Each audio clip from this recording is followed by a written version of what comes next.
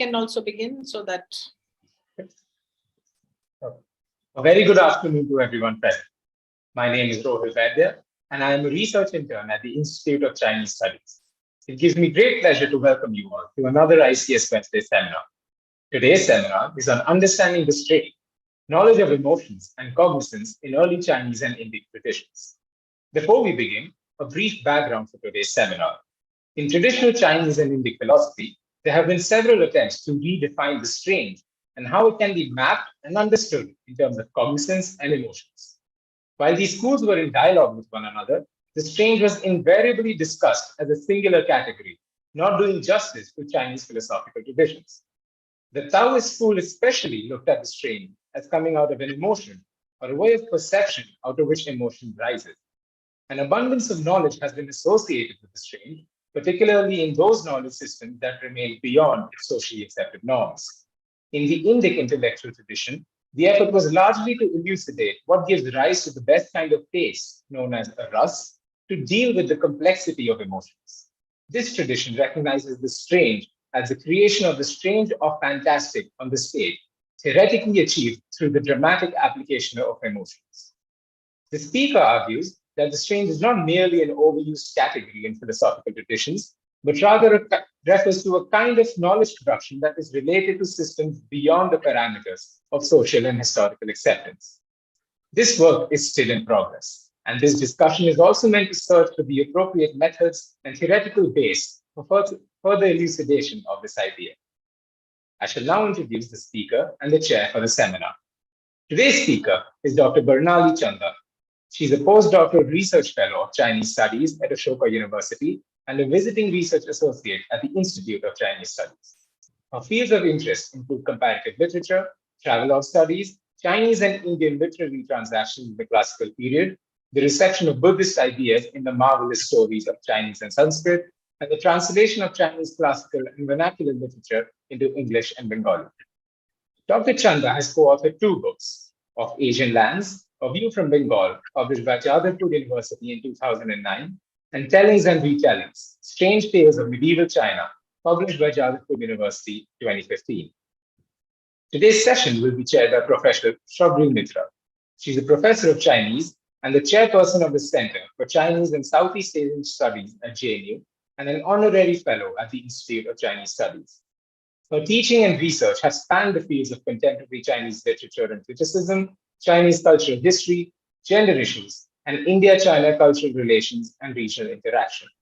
Her latest publication, an edited volume titled China's May 4th Movement, New Narratives and Perspectives, was published by Routledge earlier this year as a global edition. In 2017, Professor Mitra was honored with a Special Book Award of China for her contributions in introducing, translating, and publishing books on Chinese culture and promoting intercultural exchanges. Before I hand the session over to the chair, a few housekeeping rules to keep in mind. All the participants should remain muted during the presentation. Questions can be posed in the chat box during the event and will be read out during the Q&A session, or you can raise your hand to speak during the Q&A session after the presentation is over. Once called upon, please put your hand down, unmute yourself, and ask your question in a concise manner. With that in mind, I shall hand the session over to Professor Shabri Mitra to take over the proceedings. The floor is yours, Professor. Thank you, Rohil. Well, it's a very fascinating theme, as you can see from the title. And Barnali, who's no stranger to us, is we are expecting a very fascinating presentation. Barnali as has been introduced by Rohil already, has been working in the comparative philosophical literary traditions of China and India for a long time. And we have already seen some of our work and we are eagerly waiting for more. So Barnali, over to you. About 25 to 30 minutes? How much time is okay? Is that okay? Yeah, 30. So that we have enough time for the discussion in Q&A. Sure. So over to you. Thank you so much, ma'am, for the fascinating introduction. Thank you. And thank you, ICS, for inviting me to present this talk. And thank you to Alka ma'am, especially for pushing me a little and encouraging me to, present my work. Although it's a short notice, but I thank you for asking me at least to have the courage to present this. So the title of today's talk is Understanding the Strange Knowledge of Emotions and Cognizance in Early Chinese and Indic or Sanskrit traditions. And I would like to clarify in the beginning only that now it's time almost that I should stop using this kind of, phrases like early Chinese and Sanskrit traditions or Indic traditions, because I am actually, so basically all of us, like the researchers, are already working on a specific, period. And for both Indic and Chinese tradition, there is a huge problem with periodization. At least I face it all the time. So here probably I would like to stick to the next slide, please. I would probably like to stick to the warring states period especially, and to a certain extent until I'll be talking about the 3rd century AD, and until then only. And then in the Indic tradition, I move around from 1st century or until the 10th century, and it's not really very early also. So the periodization has always been a problem in my work. So if any of you have any suggestion how to talk about it, please go ahead. I start my presentation. So there have been lots of attempts to redefine what strange actually meant and how to map and understand it in terms of cognizance and emotions in different Chinese and Indic philosophical traditions. In the Indic tradition, intellectual tradition, it was mostly an effort to elucidate on what gives rise to the best kind of taste or rasa, and emotion, and it dealt with the complexity of those rasas. So there are 8 to 9 rasas, and then how those plays on this in order to give rise to some kind of emotion in the minds of the audience. We will come to that eventually. So I think many of us already know this very famous, phrase told by Confucius, "Ji bu yu huai li luan shen." So this, on the basis of Confucius, is this phrase, like sort of hundreds of mindful discourses were made, and they stand by their own merit, of course. Sorry, Bernali, sorry to interrupt. You have to tell us when to the next slide, right? Yeah. Okay, so the next slide. Please go to the next slide. Yeah. I'll just tell next, probably. That's better. Next slide. Please go to the next slide. I can't see. The screen has got stuck. We are working on it. Please bear with patience. Yeah, sure.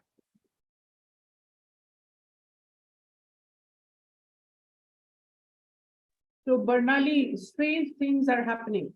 Yeah, strange things are happening.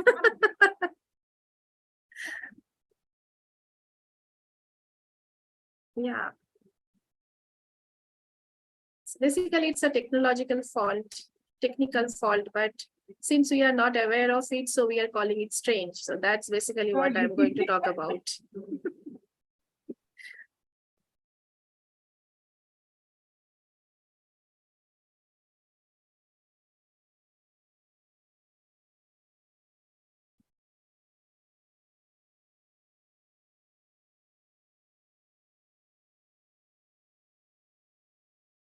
So everyone is knowledgeable at this platform, on this platform, but this particular thing, it's beyond our knowledge, and that's why we think it's strange.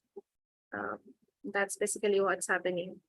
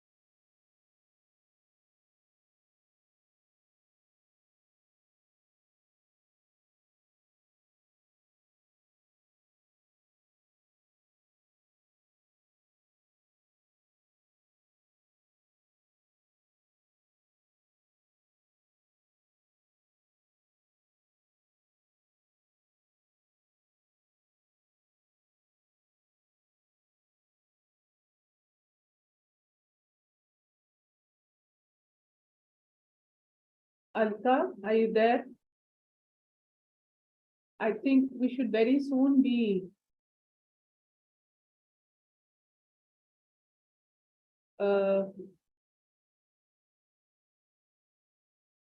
yes, okay, great.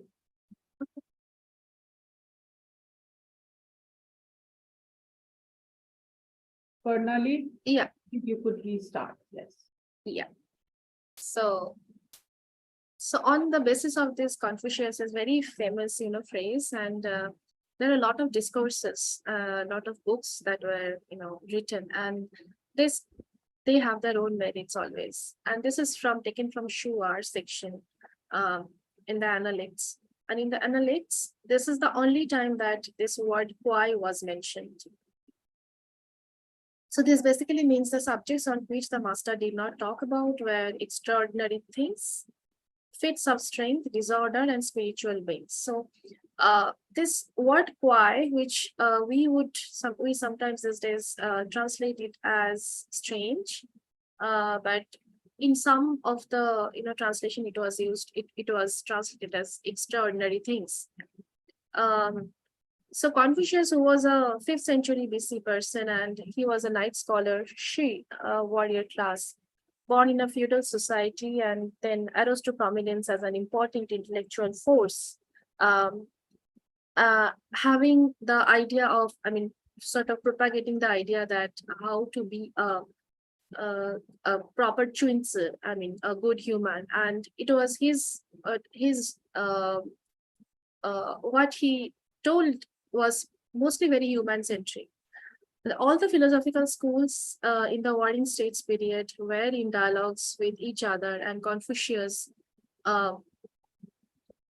especially talked of way of man, and Zhuangzi, who was another 4th century BC scholar, who talked about way of the way, or cosmos, or universalized concept of nature. And all these schools were influential in their own ways over several dynasties. Next slide, please. So there have been a lot of work. I just mentioned a few here on the, just a lot of work on strange. And especially we will see that there is a major seminal work by Todorov, which is like the, introduction to the literature of fantastic in the 1970.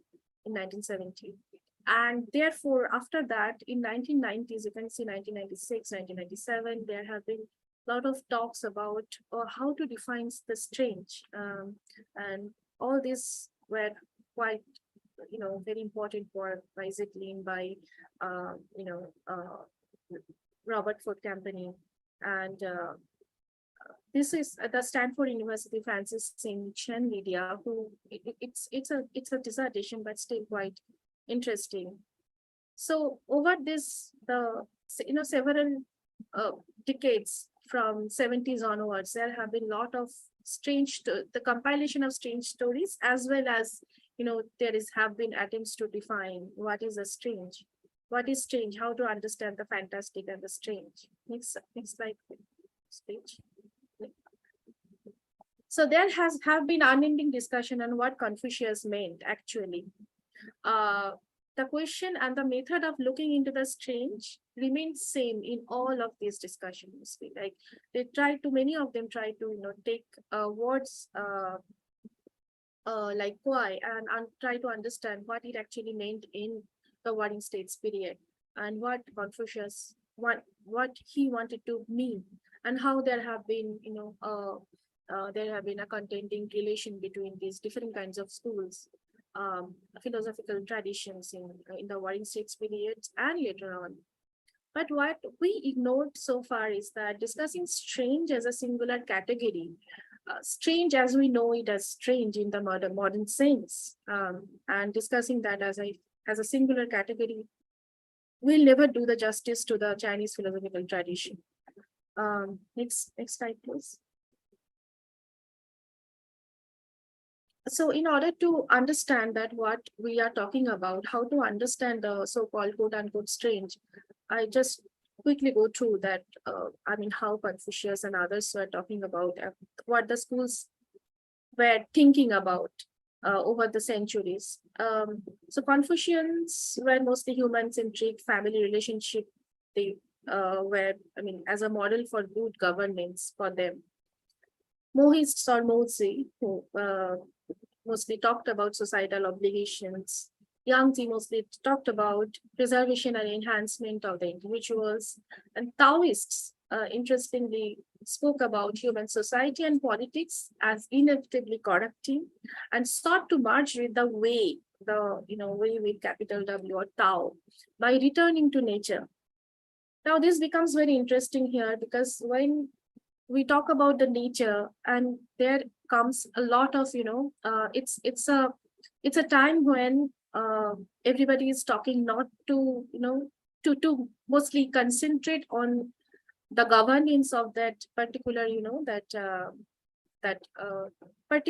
that space. I mean, they are mostly bound by the space. But when the Taoists are talking about the nature, they are going beyond that territory. And that creates a lot of confusions also.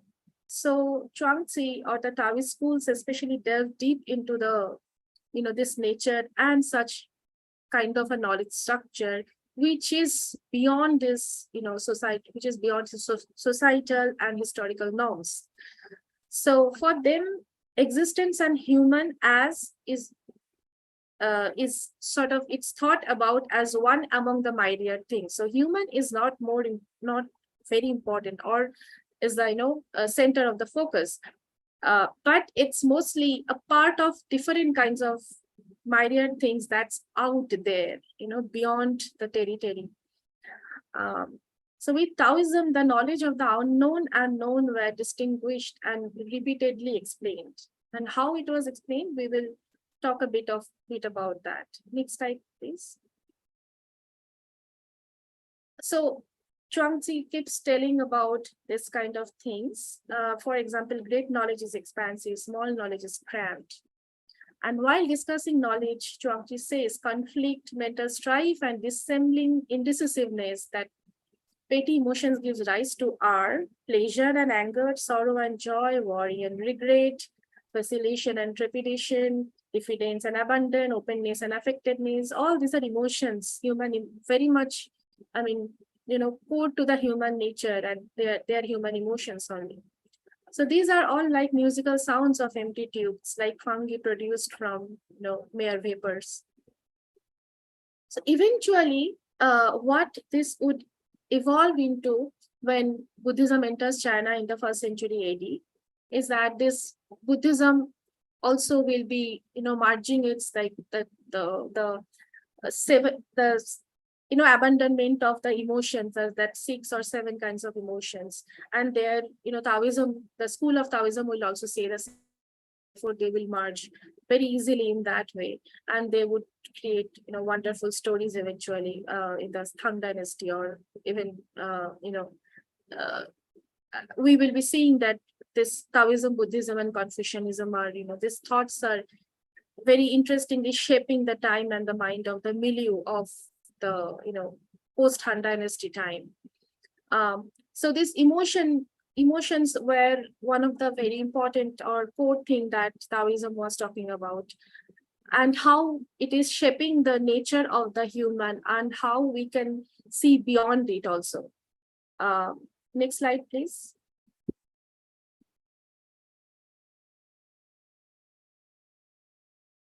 So sublime wisdom of Zhuangzi challenges the conventional knowledge and assumptions of making binary. Binary like self and the other, affirmation and denial, right and wrong. So we will be here. It's very interesting how Zhuangzi writes. He does all of this. He talks about, the abundance of knowledge, abundance of nature, to ask us to look beyond human territory, the boundary. But he does all of this to referring to binaries only. So he mentions dichotomies, he mentions binaries, and then he talks about something which is beyond that. For example, small knowledge is no match for great knowledge. The great way is ineffable. Great disputation is speechless. Great humanness is inhuman. Great honesty is immodest. And great bravery is not aggressive. this is, this is one way of showing that when we are talking about the polar opposites or binary, we are actually talking about something which is, he is talking about something which is beyond all of this, the petty human things that we can see all the time. And by mentioning the binaries, he is looking beyond those, and referring to the abundance of knowledge, knowledge that is unknown to us, not unknown to human. Next slide.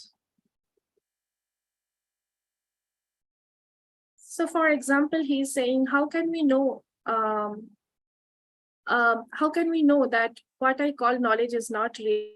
And how can we know what I call ignorance is not really knowledge? And he is also, while doing this, questioning these binaries, he's also, cognizing the self and the other. If there were no other, there would be no self. There were no I. There would be nothing to apprehend the other.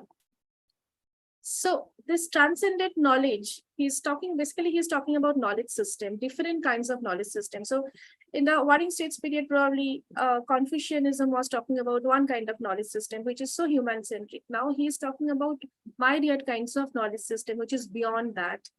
And while talking about this, he's mentioning two different kinds of dichotomies and binaries. So he goes on, our lives are limited, but knowledge is limitless. In this self-cultivation through knowledge, one attains mind, and through mind, he attains eternal mind.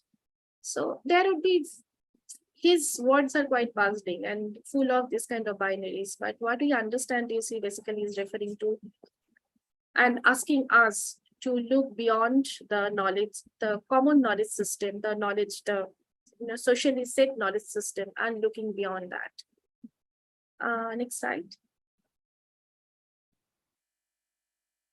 Yeah, it's another puzzle that he puts on. I'm not going into this. It's very, it will be probably a bit boring also. So still, affirmation lies in our affirming, denial lies in our denying. A way comes into being through our working upon it.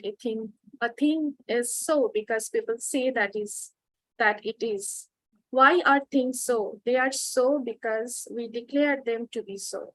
Why are things not so? They are not so because we declare them to be not so. All things are possessed of that which we may say is so. All things are possessed of that which we may affirm. There is no thing that is not so. There is no thing that is not affirmable. Basically, what is saying that what we are calling strange, we are calling it strange because we are calling it strange. It's strange. It's nothing. There is nothing essentially strange about it.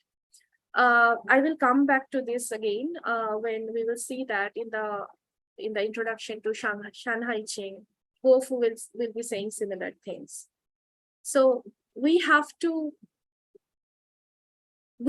call something as something in order to be it, in order to make it something, So if we are calling it a rose, for example, it is rose because we are calling it so.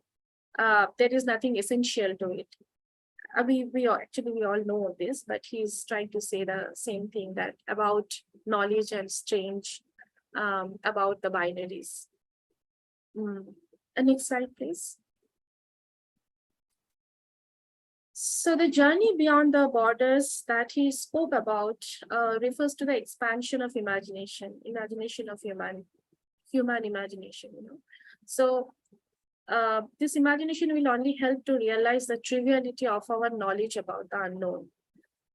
This extension of imagination in order to understand the supernatural events will only help any literary tradition to grow and create new parameters for the new generation of audience. So as Confucianism was more, strictly talking about not mentioning anything which is why or extraordinary things, Taoism is saying that why not, taking them into recognition. If you recognize them, it will only expand your imagination, and then, it will as soon as it expands your imagination, you will come to know about the abundance of knowledge. And this is how any literary tradition grows. So the paradigm changes are initiated with this acceptance of the change in the ideology related to the strange and the extraordinary events in the uh, in the probably we can tell that from Warring States dynasty onwards, Warring States period onwards. As we already know this, many of you would know that there was an attempt to document the extraordinary events also, and eventually those were known as the records of the strange, Chikwai. Eventually this has given rise to Zhuangzi, and eventually the novel Xiao Shou will come. So so this recording or documenting those strange things were also sort of a way of understanding the nature in a certain way, and that also created another kind of knowledge system for uh, for those who did not really always follow the parameters said by Confucius probably. Next slide. Yeah. So as I was talking about it, this Kuo-fu, it was a huge paradigm shift when he said that the text that announces this changing of paradigm would be the Shanhai Jing, or the Classic of Mountains and the Seas. Many of you have read it, definitely. So one version of this text, which existed since the 4th century, existed during the 3rd century AD. This text is there since 4th century BC. And there the final editorship was done by Kuo-fu, the scholar from the Western Qin dynasty. He, in the new Taoist preface to this book, he talks about the strange after this honorable mention to Zhuangzi, and especially he mentioned to that the previous slide that I already told that we call something because we have to call something in order it to be something. So that he mentions here, he has an honorable mention of Zhuangzi, and then he goes on. Next slide, please. Then he writes that we know not why what the world calls strange is strange. We know not why what the world does not call strange is not strange. How is this? Things are not strange in and of themselves. They must wait for me before they can be strange. This strange lies within me. It is not that things are strange in itself. So he says that in this world, the strange accounts narrated by human beings are different. The subjective idealism is expressed here through the words of Kuo-fu. Next slide, please. So this limitlessness of knowledge has been associated with the strange, and this is strange. Basically, is knowledge beyond the socially accepted norms, and this while we are talking about strange, this gives a huge this is a knowledge production as well. So as Zhuangzi will be mentioning that our lives are limited, but knowledge is limitless. To pursue the limitless with the limited is very dangerous. So he will be saying that let your senses communicate within and read yourself of the mechanisms of the mind. Then even ghosts and spirits will take shelter with you, not to mention men. This is how the myriad things are transformed. Next slide. So while I was talking about all this, how strange is related to the knowledge production of a particular dynasty or particular period. I was thinking that what is the method that I can follow, how to really understand and how to find a method, right? What is the right method to understand all of this, to read all of this? So we as readers have to take into account that the knowledge of emotions and cognizance are very important. We have to understand that. So the imaginative faculty has a great role to play here, and the Taoist classics like Zhuangzi, Tongshuan Churching, Zhuangzi's records emphasize on that. So this knowledge opens the boundaries between the familiar and the unfamiliar. So apart from this, apart from all of this, we can also take into account the words, the characters that has been used, that is in use for a long time, to represent the word strange. For example, we are using chi, kwai, yi, these three terms mostly. As at least I found these three terms more relevant, but we also need to probably include the word like e and y, to emphasize on something that is different and out of the space. So, when we are talking about, I will just give a quick example here. So when in one of the strange stories, there are many strange stories, and you will find that they're talking about a very strange person, or strange a person with having strange clothes, strange words in the mouth, and performing miracle. That person is sort of a E kind of person, like the E with this, the first word representing the strange.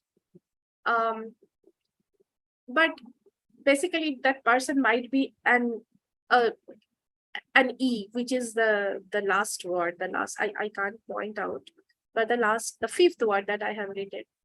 So probably somebody from the outside of the that territory, so a barbarian, if we have to call it so. So how is that person creating a different idea of the strange, and how this person is bringing a different kind of knowledge system into that, that already set system of the society. So probably those things we have to take into regard, and for that we need to look into the stories and find out how the foreign masters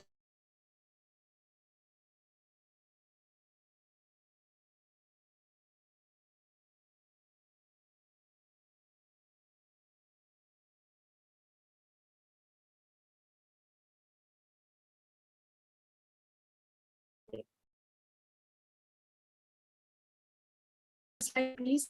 By the way, am I audible?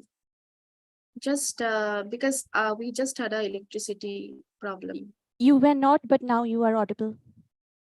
Right. Yeah. Okay, fine. All right. Next slide, please. So the psychological state establishes the condition between the mind and the external factors, and the knowledge about emotions and feelings are important while defining history and non-history. So for strange, we can use e, quai, chi, y, e, and these are all this can play a role of this can play the role of delineating factors by talking about the knowledge of the strange. Zhuangzi and other Taoist masters delved into such knowledge structure in details, where knowledge of the unknown or unfamiliar, and known and familiar are distinguished and questioned repeatedly. Okay, next slide, please. Now I quickly talk about the Indic tradition, because I think time is not there anymore. So Indic tradition is even more complicated, very complex, because while gauging the conceptual categories of classical India, so it will never, align with the present day concept. So when I'm talking about strange and fantastic, it will not really align with what Indic tradition had understood it in the classical India, or in the texts of the classical India. The Indic tradition recognizes the strange as a strange fantastic, or it is more like wonder than strange and the fantastic, and it is theoretically done through dramatic application of emotions. It's a very complex process which includes aesthetic of rasas, and how to see or how to enjoy these rasas. Again, here who is the audience, that matters a lot. So the wonder, or which is a angirasa, and surprise, I'm sorry, there is a typo, surprise, which is a sthai bhava. This, these are the mostly used two words in order to represent what is strange or what is fantastic in all the texts. So as Sheldon Pollock would be using wonder more than fantastic, because wonder would be more closer to the emotions, and he sort of doesn't use the word fantastic much. So how do we understand this fantastic or strange in the context of Indic tradition, the different texts? I was talking about Mahabharata mostly in my paper. It's, for example, Adi Parva, they talk about the, in Adi Parva, they say the Sambhava Varvan, which is the origins actually, is a wondrous book compiled by the gods. So this is how they are understanding, wonder or this fantastic here mostly. In very rare cases, they are talking about strange, but it's mostly, full of wonders or wondrous. This is the word that they are using. Next slide.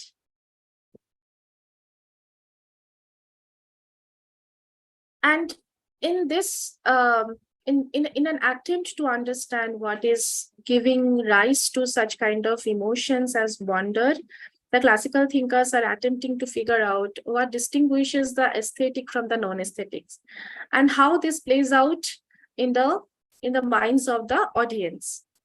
So this comes only when theoretically they analyze how emotion was formally, like quote unquote formally, created, and forming a systematic account of how emotions are represented.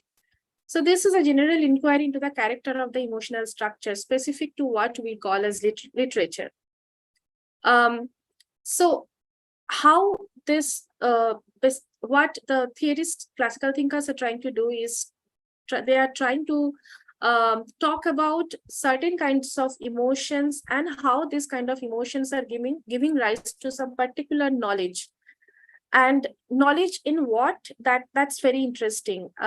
The knowledge of the the knowledge of emotions in the minds of the audience or minds of the writer, or in the text. So finally what we understand is that the author's emotions in the creation of the text is important, but at the same time it comes along with the emotion embedded in the artwork, as well as the reader's emotional engagement with the text. So all these factors play together in order to create a certain kind of production of knowledge. And who experiences this kind of rasa or emotion? This is somebody who is a very cultivated person, and that is how Bharata's Natyashastra talk about the knowledge production of emotion, about emotions. But eventually, when it comes to the 10th century Bhattanayaka, then this eventually moves from the performance to the text, and therefore literary language becomes more important, and literary language transforms discourse and knowledge about people that one does not know into something one as a reader is able to enter into and find applicable to oneself. So this is producing a very, very unique kind of experience and knowledge, and which is quite different from what Bharata's Natyashastra, the rasa theory, has been saying. So this shifting from the performance on the stage to the text is a huge paradigm shift. Next slide, please. So as the master philosopher would discover that the knowledge of the strange comes through an emotion, as I was telling, and or a way of perception out of which the emotion rises. So while defining what is history and non-history, or what is knowledge and non-knowledge, the knowledge about the emotions and feelings becomes a very important delineating factor, since strange is seen as a reflection of the mind, referring to the contemporary knowledge system. Next slide. So this study I was trying to do, and I aim to reveal that the Indic tradition perceives the knowledge of the strange through an emotion, and questions whether knowledge comes through ways of perception from which emotion or taste arises. And what I'm suggesting here is also related to the structure of feelings of two cultures at one point of time. So understanding the strange, we have to understand certain things, that it is methodologically extremely complex. A different kind of method needs to be found out in order to talk about this in a either text. So we cannot really take only texts, or cannot really take only the intellectuals or the thinkers and talk about the strange, but we need to probably cross the boundaries, or cross the disciplines multiple times in order to talk about the strange. And different knowledge systems and the frames of arguments that the classical authors adopted, and how we as readers would look at them, are very important. So in practice, how these systems and paradigmatic shift are giving rise to the 7th century Tang Dynasty new forms like Zhuangzi and Xiaoshu in the Chinese literary tradition. This is how it is happening. And these are also parallel, these are similar to the, it is also parallel to the genres like Katha and Akhaika that gave rise, that actually was more prominent during the 1st to 10th century, the time that the time Stan was talking about. So it's basically that we are talking about emotions, and we are taking different kinds of emotion into cognizance, and therefore we are trying to understand that how these emotions are giving rise to different knowledge production, and therefore these different knowledge productions at different point of time are giving rise to literary traditions that are reflective of the that particular contemporary period. And while we are talking about it, I have to also, as I told you, that I also have to take the the problematics of periodization also in the context.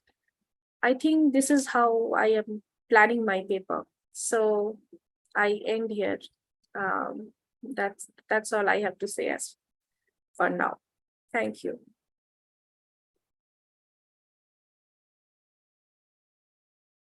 Thank you, Varnali, for that, as I said, truly fascinating presentation. And I will not even attempt to sum this up and open the floor to discussion. And I see some very important people who have worked in this area. I see Professor Shail Mayaram, I see Dr. Poonam Suri, who are part of the people present for this presentation. So the floor is open, and we could straight away head to discussion. So are there questions in the chat box or any raise hand? There is one question, Shabri. Right. Will you read that out? Yes, ma'am. So Santosh Kumar asks, could you relate Shigwai stories or strange stories with Buddhism? That happens probably later. I think Shabrina would be the best person to talk about it. But I think that happens later. But Chikwai stories are not related to Buddhism in the initial period. It is documentation of the, different anomalous things, events that happens, different kinds of supernatural. Maybe something happened somewhere, and it's just the documentation of that. It can be even 1 to 2 liners also. So it is not at all related to, initially it is not related to Buddhism, but eventually I think Buddhism also took over some of the stories, and then eventually it reformed. And in Tang Dynasty, definitely we can see some very exceptional and interesting stories that maybe the elements have been taken from Daoism at some point of time. Yeah. Okay, so as I said, the floor is open. And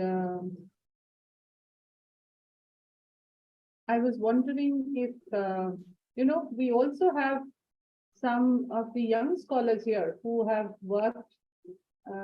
I see Beatricia, who has done her PhD recently on folklore and other aspects. So anybody who has a comment or a question? Ma'am, there is a question from Pribhu Lecha. Okay.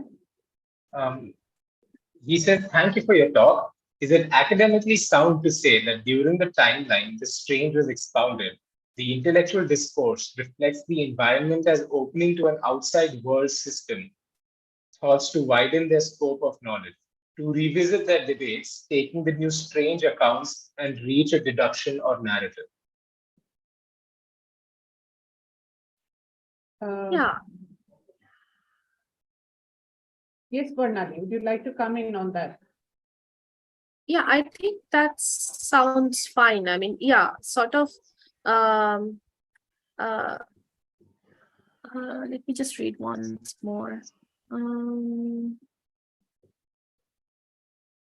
Yeah, intellectual discourse reflects the environment as opening to an outside world system. Outside world system means like the world itself was that time, like it's a how to define outside world system. I mean, this is something, I mean, you have to think about that. So I would say that maybe something out, as I was mentioning, out of the boundaries, beyond the boundaries, you can say, beyond the territory. So the idea of the world was kind of very not very clear to the even the period that I'm talking about, So, but it academically it sounds fine, but maybe you can rephrase the word. We would rephrase the word outside the world system, maybe, and we can try to define what do you mean by world, and what do you mean by world system? Is it, I mean,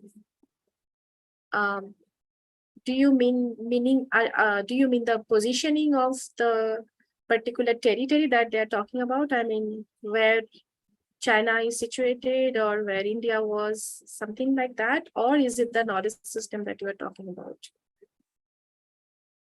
So that is not very clear. So maybe you can just redefine once more.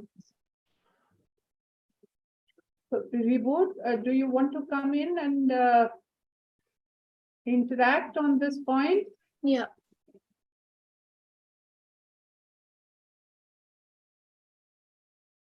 And there is another question from Ishita. Another question, that's right. So shall I get to that?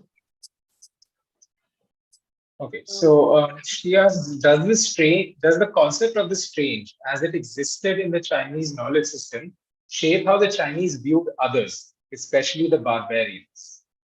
Or the Yeah. Xiongni.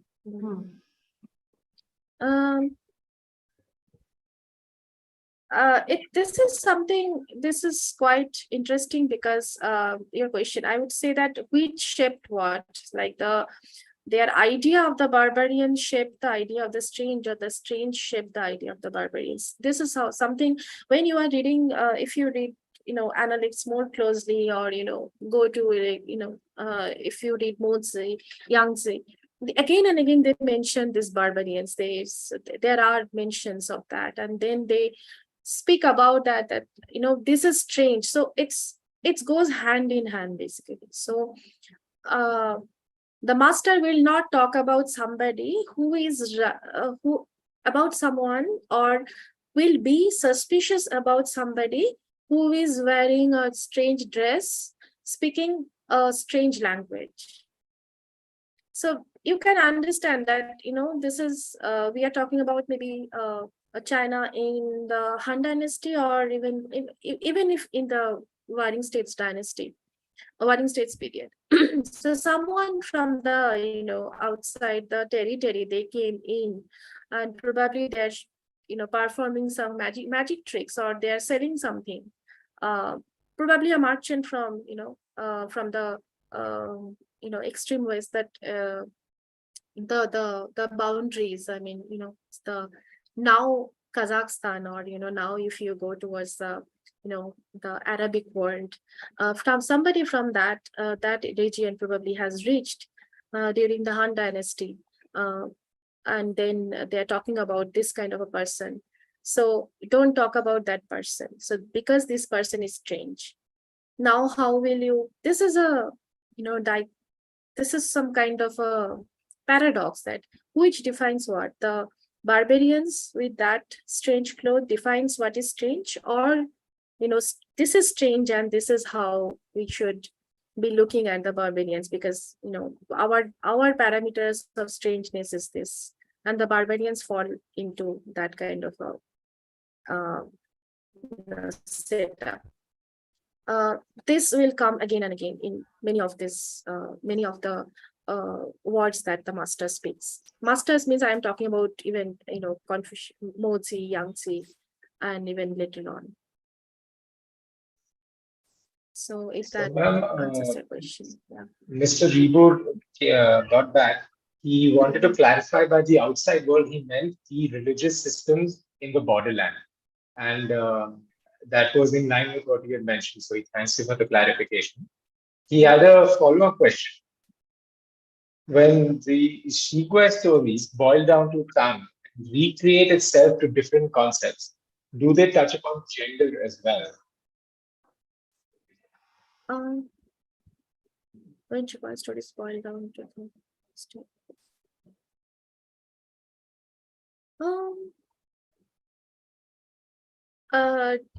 it somehow does. Do you have any particular story on mind that you are talking about?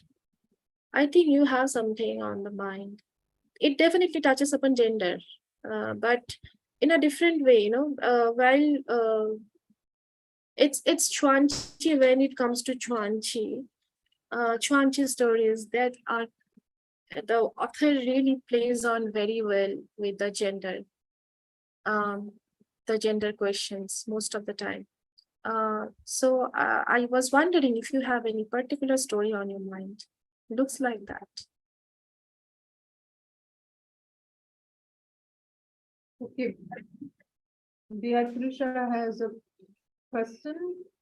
Ma'am, before that, I think Mr. Reboot has come back with his explanation. He said, can it be said that existing scholarships have been influenced or kept that into account and analyzed a narrative according? I'm not sure if that is complete. Okay, I think while we wait for his clarification, we can go to Beatrice's question. She wanted to have an idea that while drawing a parallel between the Indic concept of the strange and the Chinese philosophy, is there an existence of some noticeable contrast or similarity? Along with similarities. It is, these two traditions are very different. I am taking them together because both of these traditions influence each other. I mean, at least the Indic tradition influenced the, Chinese tradition deeply. So how I am talking about strange when it comes to the Chinese philosophical system is that I'm taking the intellectual history. So sort of, I'm talking about the masters, what the masters specifically talk about. But when I'm talking about I'm going to the Indic tradition, I'm mostly taking the texts and how the texts are talking about different emotions.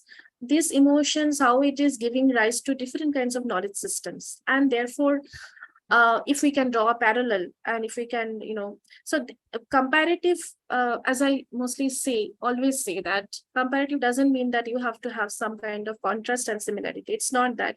It's two parallel systems that we are comparatively looking at. And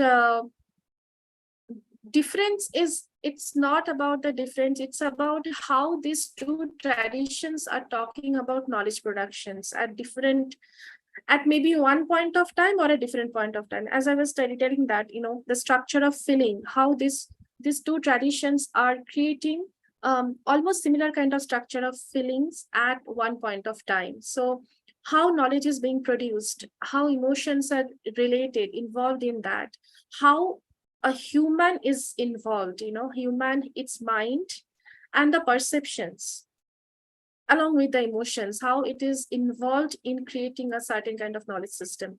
The both tradition talks about this similar thing, this single thing, but in different ways.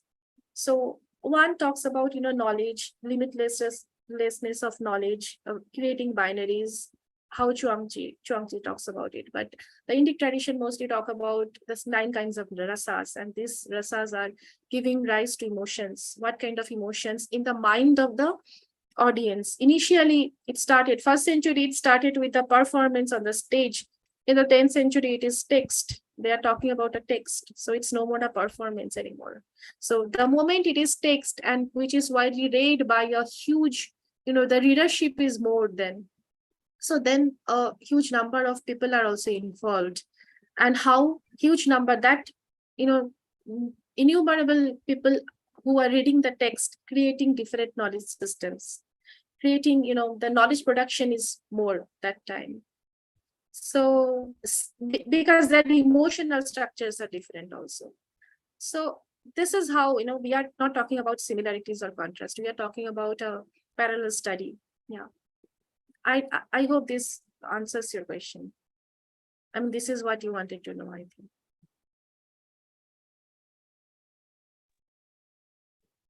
Okay, Vipur has come back with clarifications, I think. Yes. He says to pull an event that had such historical Shikwai approach, and when it comes to gender, how it must be against the backdrop of Confucian scholars, and now current scholarship too, reflecting sometimes a persisting idea of a gender in her achievements or successes. Okay. I feel that Ribur has some kind of story or some event on the mind, and he's probably referring to that. But I'm not really getting it. Specifics, he says. Doesn't want so to how about we suggest to Reboot that they message Dr. Bernali outside this, because it seems to be a developing conversation. Right. I would love to develop this conversation. Please write to me. That's would be wonderful. That's great. That's perfect. Yeah. I had a question of my own, ma'am, if that's all right. Yeah, sure. So in your conversation about the strange, you also brought in the idea of the fascinating, right? Or something that's beyond, Fantastic. say, the fantastic, right? Beyond the, I guess, the average experience of a person when they're being spoken about. So that seems to be an almost a positive way of understanding the strange, where there seems to be a sense of almost wanting that it's a good sensation, or it's a sensation that reveals more about the world. But then there is this strange, which is the negative, which is met with fear or worry or anxiety. So how is that reflected? Because even something that is fantastic can be very appealing or the opposite. So how is that differentiated in the texts that you've come across? Right. Right. This is how even two traditions are dealing with fantastic. So very quickly, if I am talking about Indian classical tradition, so as you were saying, fantastic. So as Sheldon Pollock actually consciously avoided the word fantastic and he used the word wonder, because this is happy, something to do with happiness. So he would be not happiness, but something joyful or something, which is, as you say, positive, maybe, that. So the book is fantastic. The book is wonderful. But in Indian tradition, fortunately, there are rasas, other rasas. So vibhatsa rasas, there is bhayanaka rasa, which also give rise to some kind of wonder, which is, not, wonder or disgust, actually. So that disgust is also sometimes can be, using your word, negative, that negative sense of wonder, so that is also there. But in Indic tradition, it's very clear. There are different rasas for this negative and the, as you say, positive emotions. In Chinese tradition, what happens is that they use different words, different the character for it. So mostly, as far as I have seen, that kwai is mostly used for something which is very negative. So that's why Confucius has used the word kwai. So the master will not speak about something which is negative also. Kwai is mostly associated with negative. But chi or e, e also has a negative sensation, but chi is, at least most of the time, it's quite it aligns with the fantastic. So to answer your question precisely, even I was thinking about it, and initially I started with this only, and then I was saying that the different characters are associated with this fantastic. So the only chi and e are sort of associated, but y is not mostly associated with fantastic. So this is how we can understand. And the masters, when they spoke about not to look into the kwai or the strange, they mostly used kwai. They did not use chi much. So yeah. Yeah, so any other question or comment?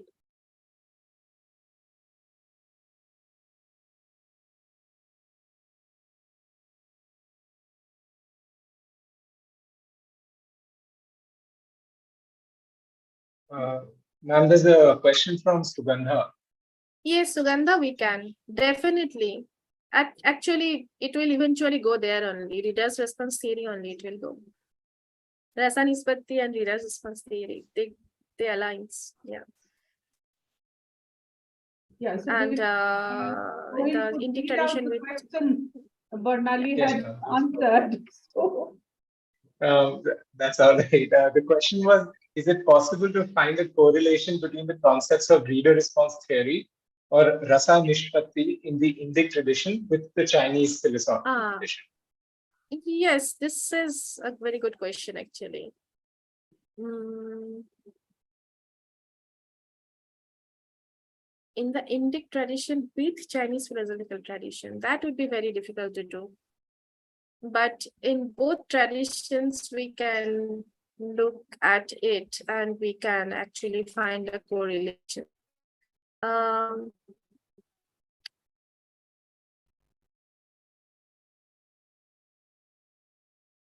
I mean, if you want to do that, what would be your method? I would like to ask that. So the method would be very, you have to think about the method you have to follow. I mean, in order to perform a comparative like this. So I would like to talk about it more. I mean, I think, I would like to have a conversation about it, Sugandha. So maybe if you can unmute I'll get yourself in and touch speak with you, about it ma'am. a bit, then it would be nice. Or just you can tell me that what you actually want to do. I mean, I can try to see. Yeah. Ma'am, I'll get in touch with you later. Okay. Yeah. All right. all right, it's great to see that now new interactions are coming to the fore and hopefully will result in more collaborations in the long run. But are there any more questions or comments at this point?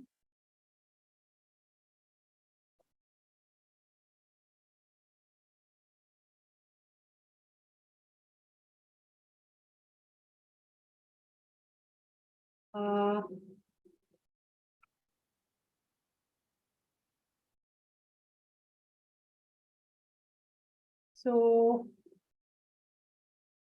are there any more questions? If not,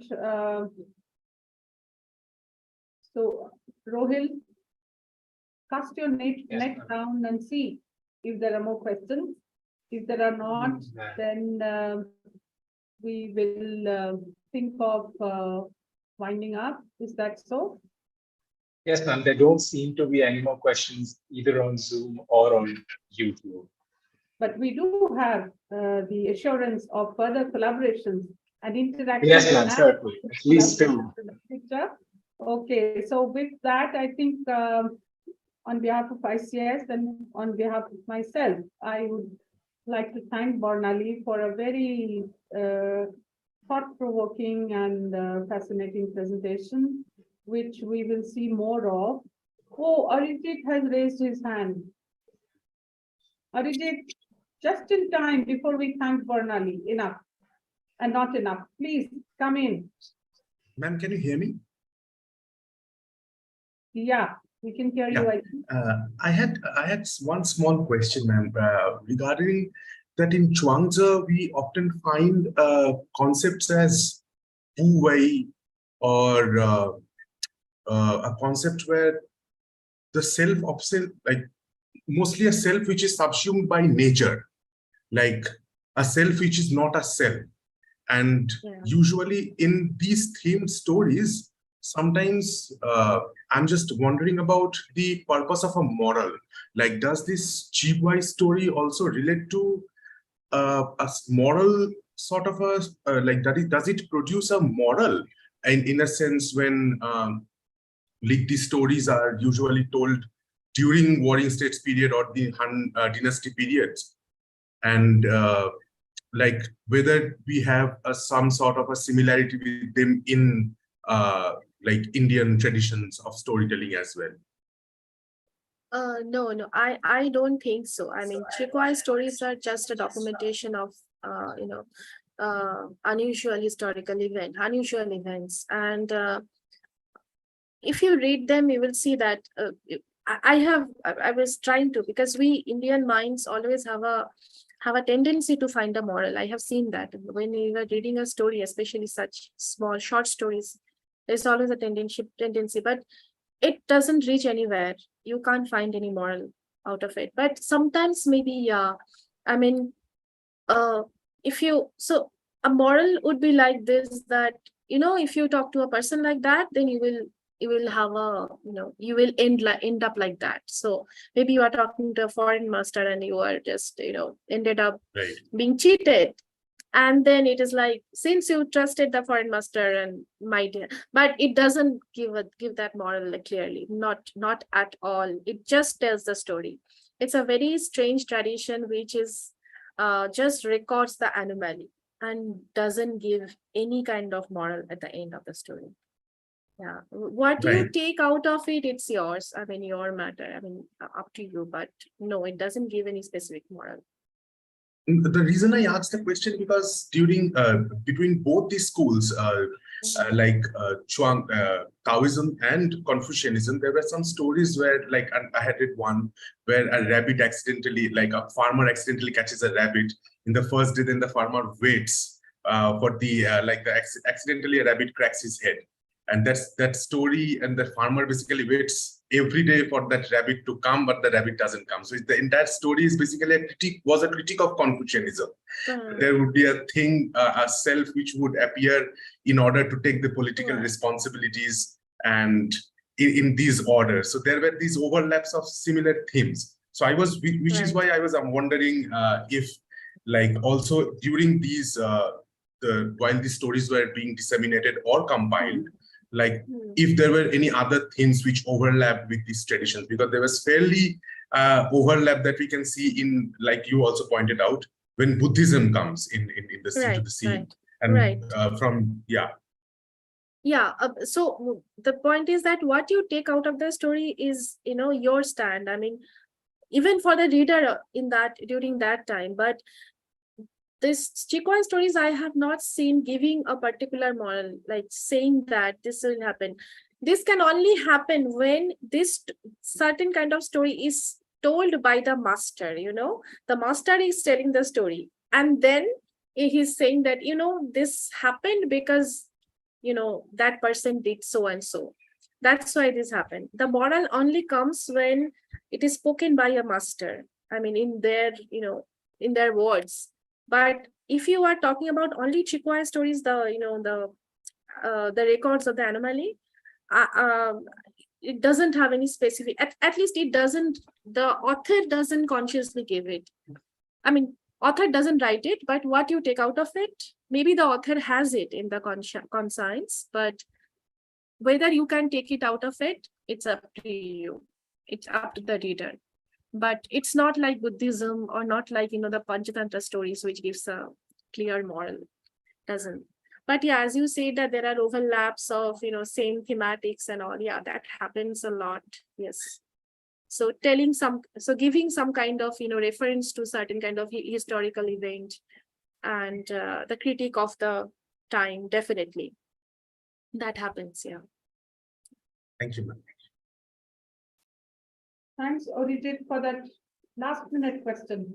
But let us hope there are more. Are there more questions? No, ma'am, there don't seem to be any more that have appeared. Okay. Okay, so would like to thank Barnali, as I was saying, for a very fascinating presentation, thinking, sort of leaving a lot of thoughts to ponder upon. And even people like me who are not really well versed in these areas, but very interested, would probably be now encouraged to look at various things and think afresh. So thank you so much. And over to Rohil now for the formal vote of thanks. Is that Thank you, ma'am. Yes, ma'am. With that, we have come to the end of today's seminar. I would like to thank Dr. Barnali Chanda and Professor Shabri Mitra for taking the time out of their busy schedules and holding a fascinating conversation. Your discussion on the concept of exchange across Indic and Chinese philosophies was highly enriching, one that I am certain was new for many present, myself included. The recording of today's discussion will be made available on the ICS's YouTube channel. We would also like to invite everyone to next week's Wednesday seminar on Binding the Deities, Tibetan Buddhism, Reincarnation, and the Chinese Communist Party, with Drs. Jigme Yeshe Lama and Swarvijyoti Gohen. At the ICS, we have been conducting seminars on Chinese studies every Wednesday for 4 decades, and more information about them is available on the ICS website and our social media. You can also follow our Twitter page and subscribe to our newsletter for regular updates. Thank you. Thank you so much.